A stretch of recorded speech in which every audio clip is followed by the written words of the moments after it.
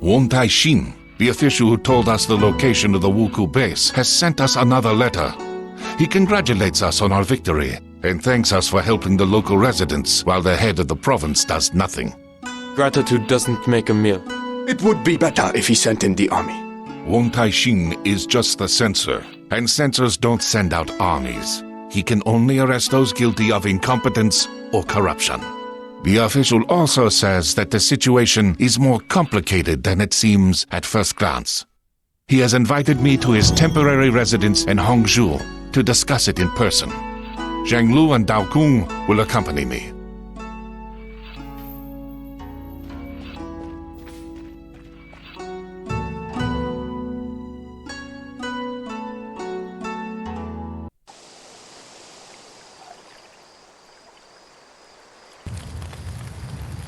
The Wuku have attacked the residence.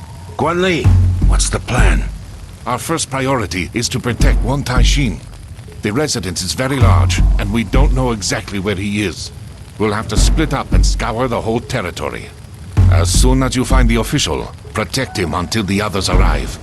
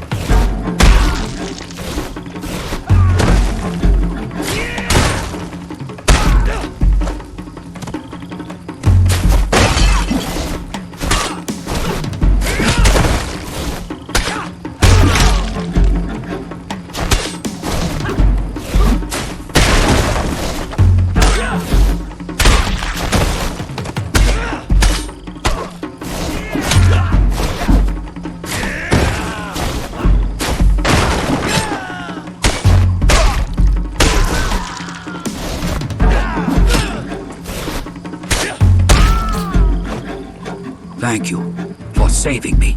The Wuku have already found out about your arrival somehow. There is no mystery in that. The provincial governor is colluding with the pirates, and I have evidence to show his complicity in what is happening. That explains why nobody has gathered the troops and driven back the pirates so far. Why can't you arrest him? You may not have heard, but our emperor has passed away recently after a long illness. His son, Juitsu, who is still a child, has now ascended the throne. The young emperor's retinue has been trying to agree on who will be regent until he reaches his majority. So far, all these advisors, eunuchs, and nobility have been mired in feuding and arguments. The common folk are suffering, and all they care about is power. This is sadly true. Like all censors, I only obey the emperor or his regent, and only he can authorize an arrest. My hands are thus tied in the short term. Unlike you, we are not bound by bureaucratic restrictions. We won't interfere in your conflict with the governor. But if you have information regarding the Wuku, we are keen to hear it. That's all I was hoping for. As you know, for many years, our country has been under the hygiene, a sea ban, that forbids merchant ships of other countries from entering the Middle Kingdom ports. I clearly remember it being abolished right after the Wuku were defeated. It was said that lifting the ban would prevent the pirates from reappearing, and indeed, the Wuku were not seen for all those years. But the hygiene had one exception, the Ryukyu Kingdom. It alone was allowed to trade with us overseas, enabling them to amass huge wealth. Now, they've lost their exclusive position. I suspect that the Ryukyu merchants have hired the ex-Wuku to resume attacks. They will use their own people at court to push for the hygiene to be reinstated, using the new pirate invasion as an excuse. The death of the Emperor has also played into their hands. It's bad news all around, as it won't be easy to get to these merchants. Have you ever heard of a person called Fudo? One of the Wuku leaders mentioned him. Fudo? No, I haven't. But I will try to find out what I can. In return, I would ask you to pass on any information that seems important to me. Any leads would be helpful right now. Agreed.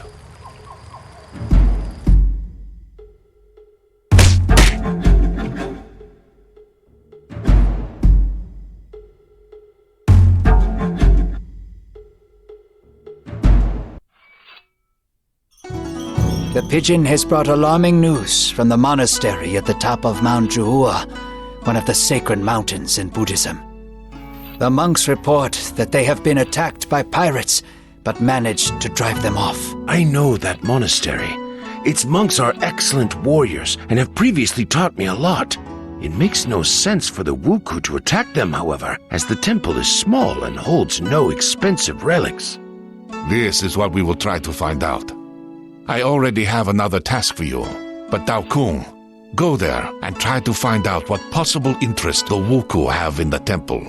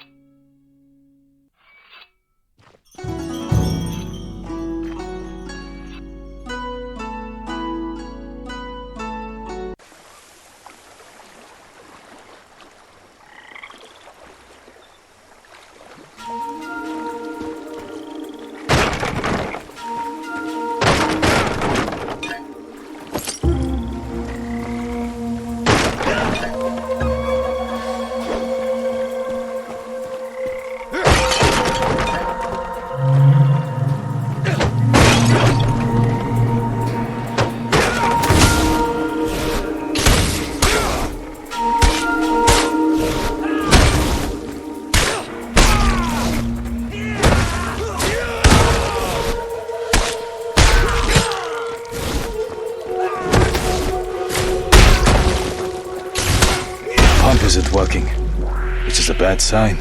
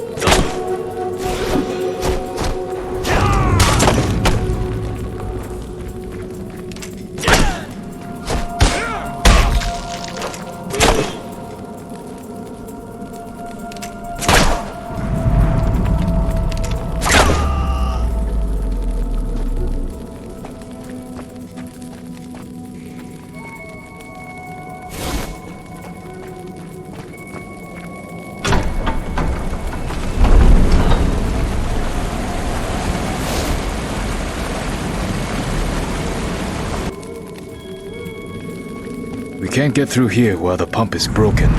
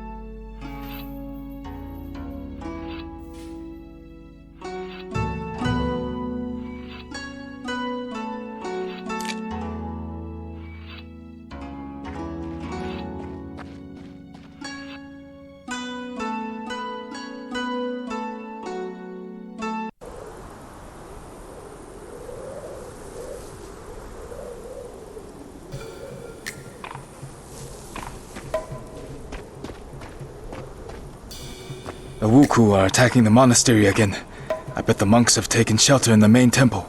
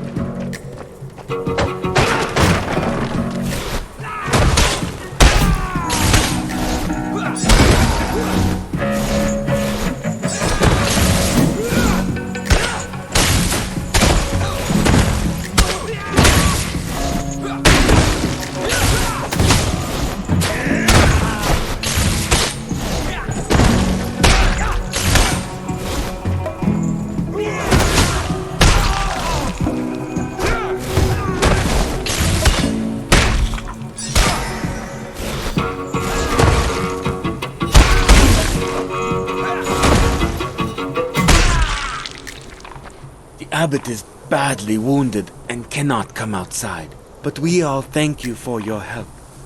I hope the pirates will finally leave us alone. What were they looking for, do you think?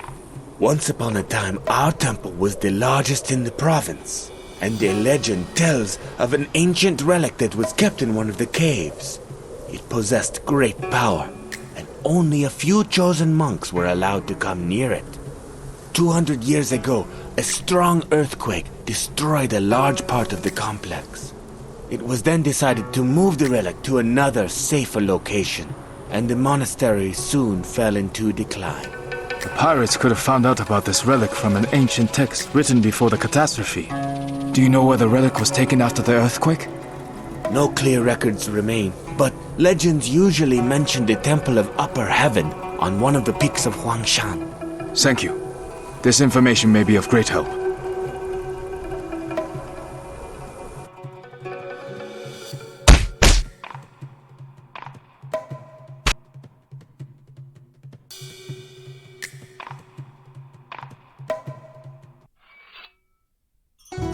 The monks think that the Wuku are seeking an ancient relic that used to be kept in their monastery, but was moved to the Temple of Upper Heaven on Huangshan. The Taoist temple has one relic. This one has another. They're more like tomb raiders than pirates. This is all very strange. If you remember, Shang Lung said that the Wuku were also looking for something specific in the monastery on Mount Patuo. Patuo and Zhuhua are sacred Buddhist mountains, while Longhu, where we found the first relic, is one of the sacred mountains of Taoism. This reminds me of an ancient legend, but I need to check it first. You certainly will. But first send a letter to Wan Taixin and tell him everything that we have learned. Then we shall get a group together and visit this Temple of Upper Heaven. Its inhabitants may also be in danger.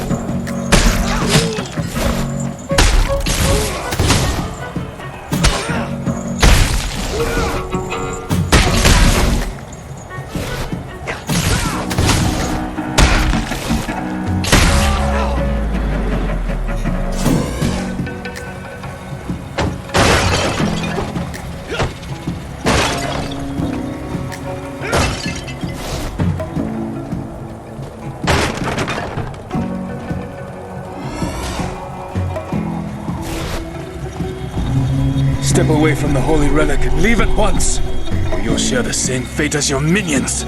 Damn, I ran out of time. I told Fudo that he should have ended you a long time ago, but he wouldn't budge.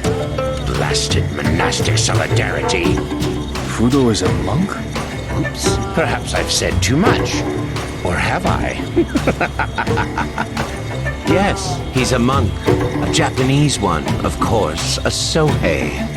He frets that so many people have had to suffer, but still justifies his behavior in the name of lofty goals. He can be such a bore sometimes. But why keep talking about him? Let's get down to business.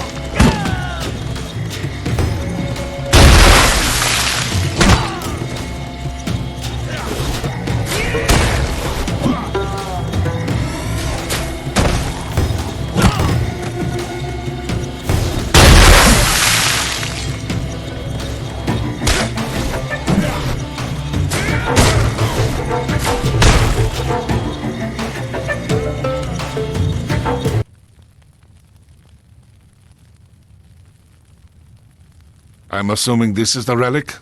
If by relic you mean one of the sections of the Heshibi Jade Disc, then yes, it is. My guess has been confirmed. Heshibi?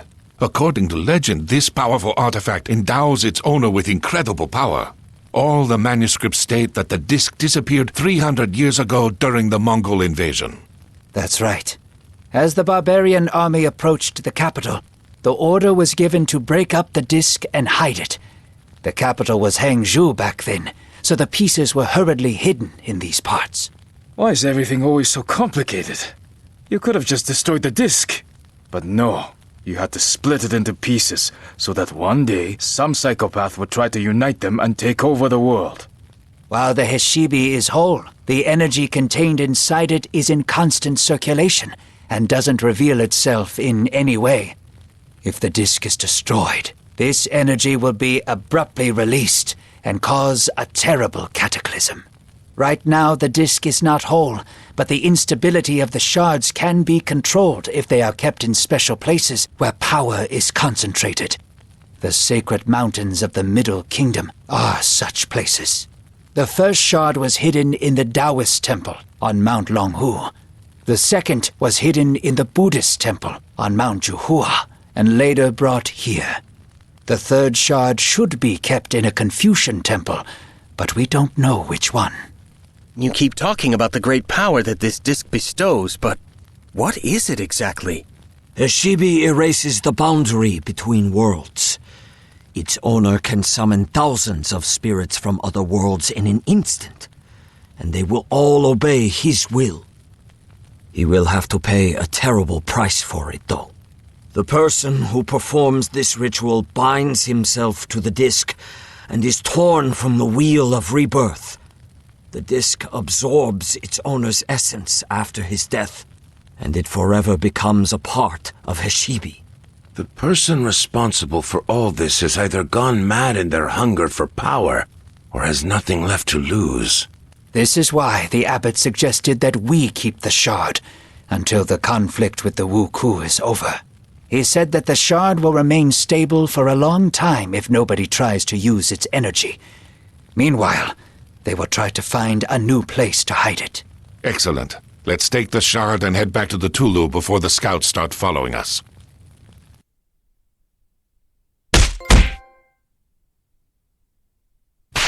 While the heroes made plans, good news arrived from Wang Taixin. His informant on the Ryukyu Islands had found out some valuable information about Fudo, the Wuku leader.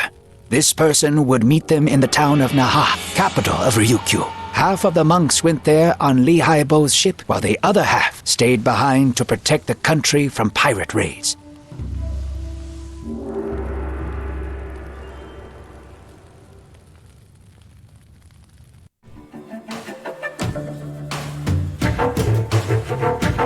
We've made it to Okinawa.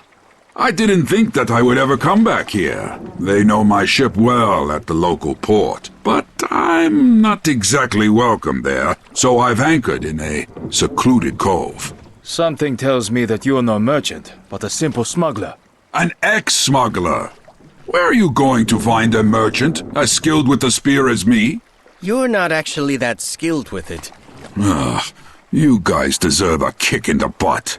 I don't want to interrupt your fascinating conversation, but we should get down to business. The informer is waiting for us at a tea house in the center of town. Wang Taixin should be there already. If the Wuku are truly in league with the Ryukyu merchants, they may have people stationed all over the island. Let's split up to attract less attention.